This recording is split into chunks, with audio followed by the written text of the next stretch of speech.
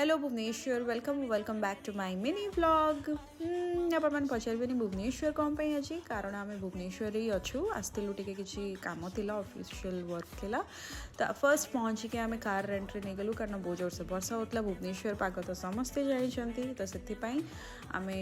Higher कलु car तो car नेलापर मुझे चलन देखेबी कौन कौन खाइलु स्ट्रीट फूड फर्स्ट आम खाइलु ये पूरी उपमा ब्रेकफास्ट रे तापर आम लंच रे खाइलु वेज बिरयानी बाहर ही आउ सब कम सारिक आसला आमर पाखापाखि इवनिंग होता 6:30 और मे बी 7 तो से वर्षा पाग ये एंजॉय करूँ छता नहीं जाऊँ we have enjoyed a lot actually तो तापर आम इवनिंग रे खाइलु सैंडविच ए पनीर सैंडविच मु खाइली मशरूम सैंडविच तो बहुत टेस्टी थिला सैंडविच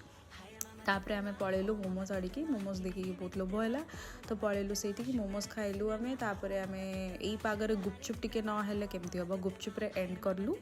बाहर खाइबाटा तो गुपचुप खाईदेलु तापर राति आम होटल रे खाइलु कढ़ाई मशरूम रुटी जीरा आलू आउ सैलेड तो वीडियो भल लगे लाइक करूँ शेयर करूँ कमेंट भी करूँ बाय टेक केयर।